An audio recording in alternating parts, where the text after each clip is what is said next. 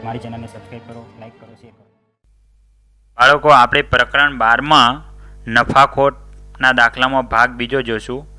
આમાં પહેલાં જે વિભાગમાં જોયું આપણે એના કરતાં થોડોક અઘરા દાખલા હશે.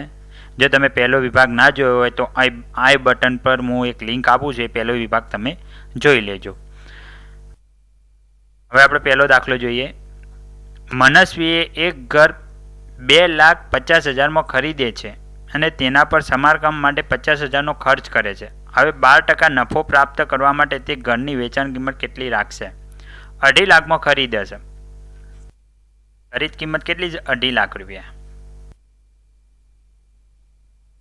અને એનું સમારકામ, આ ખરીદ કિંમત છે અને હવે સમારકામ એમાં ઉમેરવું પડે. સમારકામ કેટલાનું કરાવવા છે? 50,000નું. એને ઘર કેટલામાં પડ્યું કહેવાય? 3 લાખમાં. પડતર કિંમત એની કેટલી છે ઘરની? 3 લાખ. હવે 12% નફો પ્રાપ્ત કરવા માટે તે ઘરની વેચાણ કિંમત કેટલી રાખશે? તો 3 લાખના 12% કરવાના છે. તો ગુણ્યા આપણે ટકાના પ્રકરણમાં જોયું હતું કે ટકાનું નિશાન છે એટલે ટકાના છેદમાં 100 લખીશું. 0 ઉડી જશે. 3,000 વધ્યા, 36,000 રૂપિયા નફો લેવો પડે તો 12% નફો થાય. તો 36,000 નફો લેવો હોય તો એને ઘર કેટલામાં વેચવું પડે? 3 લાખ ને 36,000માં. પડતર કિંમત અને નફો બંનેનો સરવાળો કરવાનો. 3,36,000માં એ ઘર વેચે તો એને 12% નફો થાય.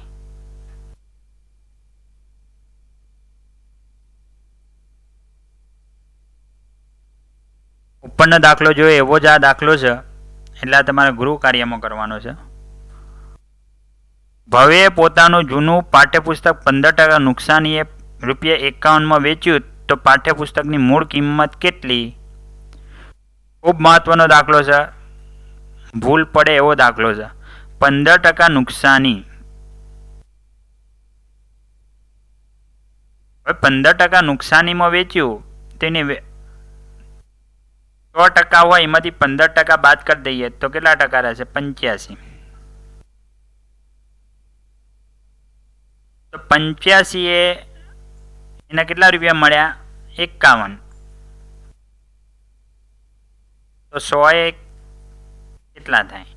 તો એની મૂળ કિંમત આપણને મળી જાય. આપણને 15% ઓછી કિંમત આમાં છે તો 15% વધારે આપણે કિંમત શોધવી પડે. 85% લખવાની જરૂર નથી. 85 એ 51 તો 100 કેટલા? તો 100 ઉપર જશે, 85 નીચે, ગુણ્યા 51. હવે આ બેનો ગુણાકાર કરીશું. 51 આવશે ભાગ્યા 85.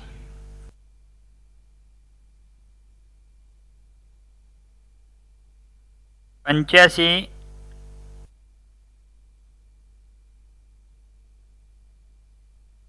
5 વડે ગુણીએ, 25 25 બધી 2, 8 5 40, 40 2 42. હજી આમાં 85 ઉમેરીએ આપણે. 5 ને 5 10, 8 ને 2 10 ને 1 11, 11 નો એકડો બધી 1, 510. તો 85 6 510 થાય છે. બધી 0, ભાગ નથી ચાલતો એનો 0. તો મૂળ કિંમત કેટલી હશે? 60. મૂળ કિંમત 60 હશે. તો બીજા નંબરનો જવાબ સાચો છે. ઉપરનો દાખલો જોયો એ પ્રકારનો દાખલો છે, તમારે ગૃહ કાર્ય કરવાનો. એક દુકાનદારે એક રમકડું 46 રૂપિયામાં વેચ્યું અને તેને 15% નફો મળ્યો તો રમકડાની ખરીદ કિંમત કેટલી? 46 રૂપિયામાં વેચ્યું અને 15% નફો મળ્યો તો રમકડાની ખરીદ કિંમત કેટલી? 46 રૂપિયામાં વેચ્યું, નફો કેટલો મળ્યો? 15%. તો ખરીદ કિંમત શોધવાની છે એની.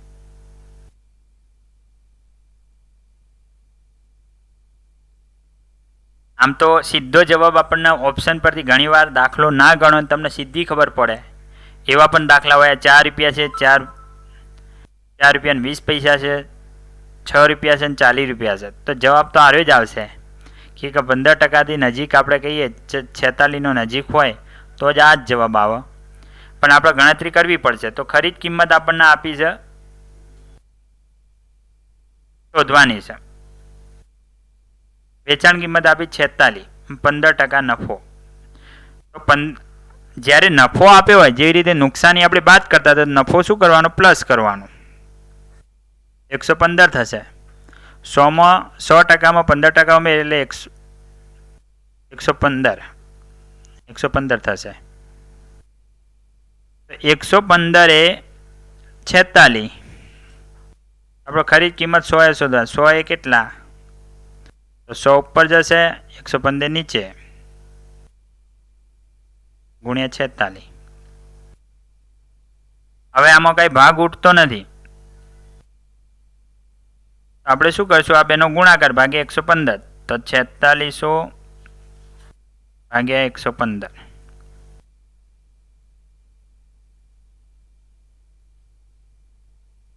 $115 ચોક 5 ચોક 20, 20 ની પડી શું વધી 2, 2 4 1 4, 4 ને 2 6, 4 1 4. તો 115 ચોક 460 થશે. 460 માં 460 જશે તો 0 રહેશે. ઉપરથી ઉતારે 0, ભાગ ના ચાલે એને 0. તો જવાબ શું આવ્યો? 40. આ બીજા નંબરનો જવાબ સાચો છે. આ ઉપરનો દાખલો ગણે એ ટાઈપનો દાખલો છે, ગૃહ કાર્યમાં કરવાનો છે. નિર્જર એ એક વસ્તુ વેચીને 15% નફો મેળવે છે. જો તે વસ્તુની વેચાણ કિંમત 69 હોય તો તેની મૂળ કિંમત કેટલી? ઉપરનો દાખલો ગણે એ જ પ્રકારનો છે. વેચાણ કિંમત આપી દીધી છે અને મૂળ કિંમત શોધવાની છે. તો આ પણ ગૃહ કાર્યમ કરવાનો છે.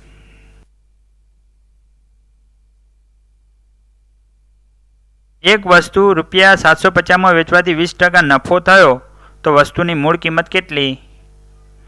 આપણે દાખલા જોઈએ એ ટાઈપનો જ છે, ગૃહ કાર્યમાં કરવાનો છે. 20% નફો 750 વેચવાથી 20% નફો થયો તો 20% નફો થયો તો 100 અને આ બંનેનો સરવાળો થયો 120.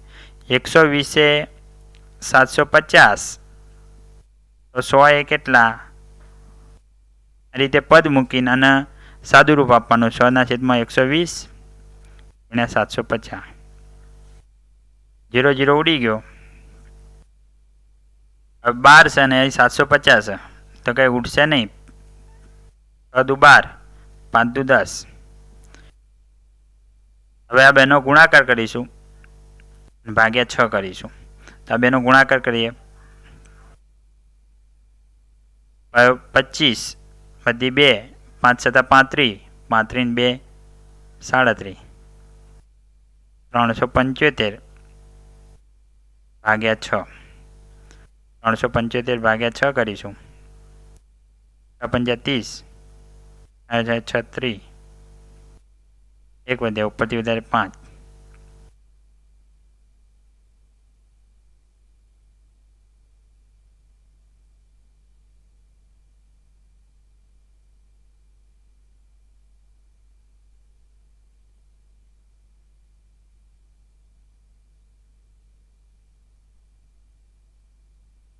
જીરો છે. 750 એટલે 0. 6 દુ 12, 3 વધ્યા ઉપરથી ઉતારે 0. 6 5 30, તો 725 જવાબ આવશે. ત્રીજા નંબરનો જવાબ સાચો છે. આ દાખલો તમારે ગૃહ કાર્યમાં કરવાનો છે.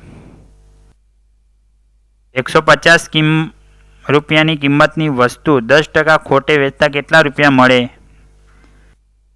150 રૂપિયા છે બરોબર. 10% ખોટ તે વેચતા કેટલા રૂપિયા મળે? 10% ખોટ એટલે 1 0 કાપે એટલે 10% થાય, તો 150માંથી 15 બાદ કરવાના, 135 રૂપિયા મળે.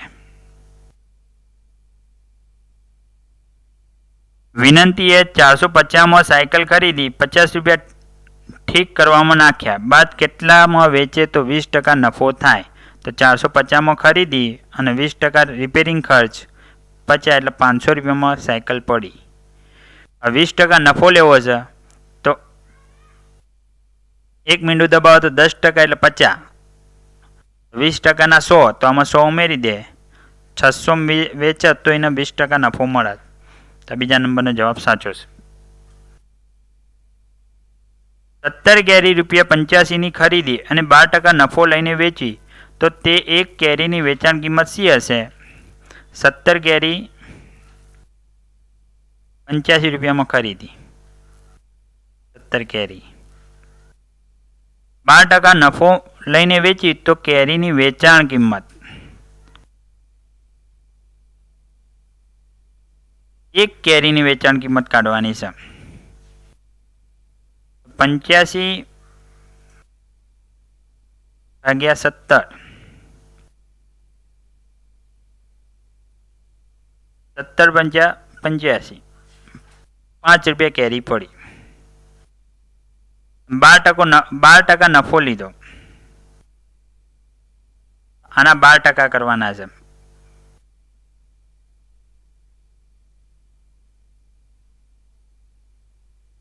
બાર પંચા 60 ભાગ્યા 100, 0 0 ઉડી ગયા તો 0.6, ને કેરી આપણને પડી કેટલા? 5 રૂપિયા. આ બંનેનો સરવાળો કરીશું, અહીં 5 લખવાના, 0 ને 6 6, પોઈન્ટનો પોઈન્ટ, 5 ને 0 5, 5.6 રૂપિયા આપણને, એટલે 5.6 એટલે 5.60. ત્રીજા નંબરનો જવાબ સાચો છે. ઉપરના દાખલા કરે એ જ મુજબના દાખલા છે ત્રણેય, તો તમારે ગૃહ કાર્યમાં કરવાના છે.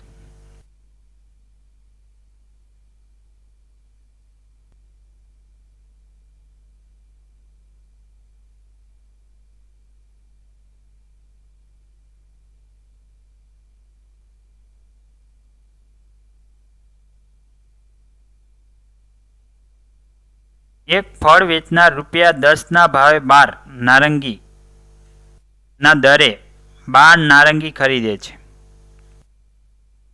12ની 10 નારંગીના દરે તે વેચે છે, એટલે કેટલો નફો કે નુકસાન થાય? ખૂબ મહત્વનો દાખલો છે. 10 રૂપિયાની 12 નારંગી ખરીદે છે, 12 નંગ નારંગી,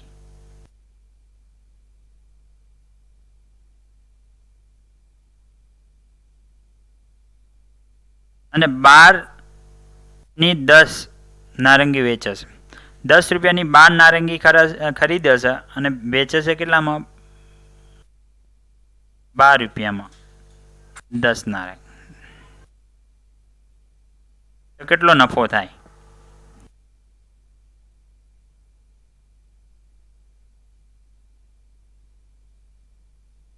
આ દરે વેચે છે, બરોબર.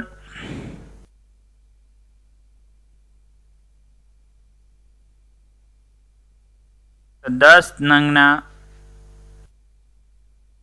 12 રૂપિયા,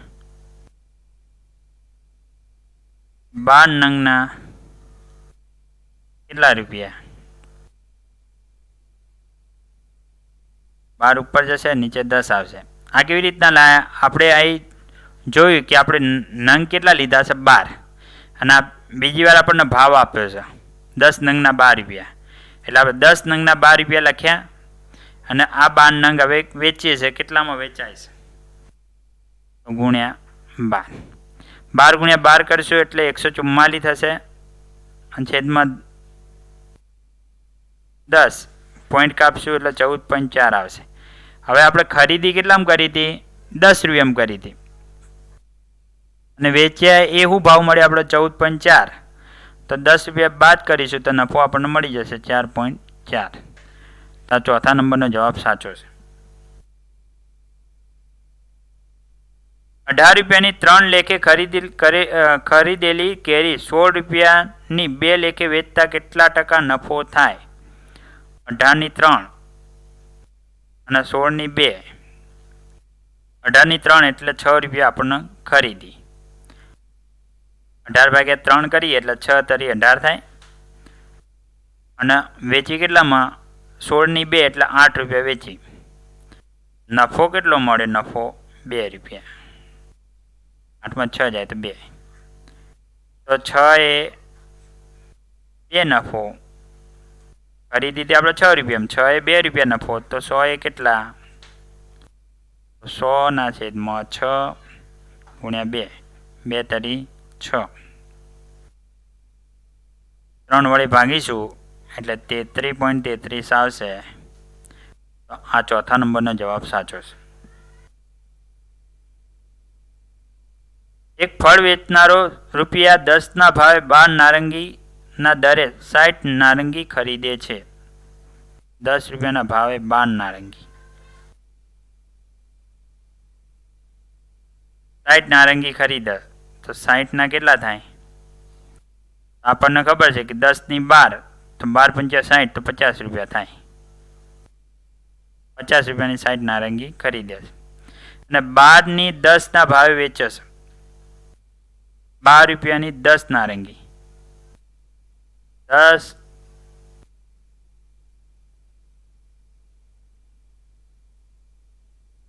નારંગીના 12 રૂપિયા.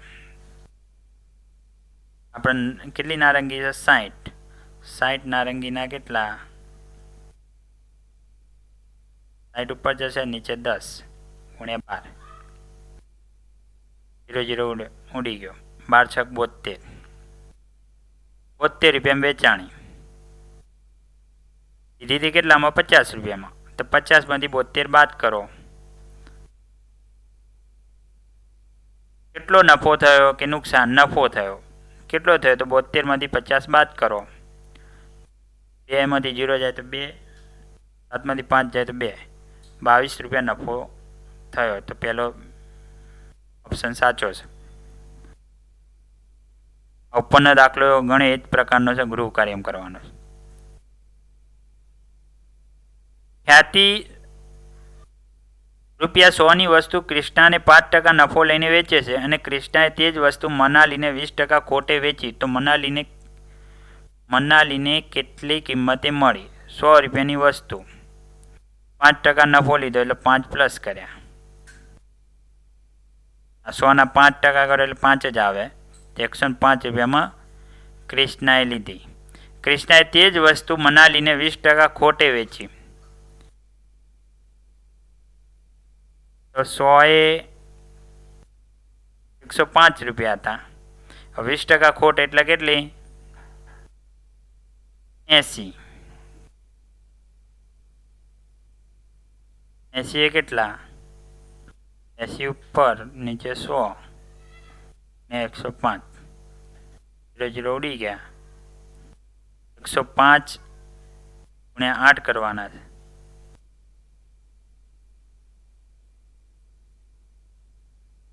8 × 5 = 40. 40 પડી 0 વધી 4 8. 10નો પોઈન્ટ કપાશે એટલે 84 રૂપિયામાં. તો મનાલીને કેટલા રૂપિયામાં પડી હશે? 84 રૂપિયામાં. ચોથા નંબરનો જવાબ સાચો છે. ઉપરનો દાખલો કરે એ જ પ્રકારનો છે. ગૃહ કાર્ય કરવાનું છે. Thank you. મારી ચેનલને સબસ્ક્રાઈબ કરો, લાઈક કરો અને શેર કરો.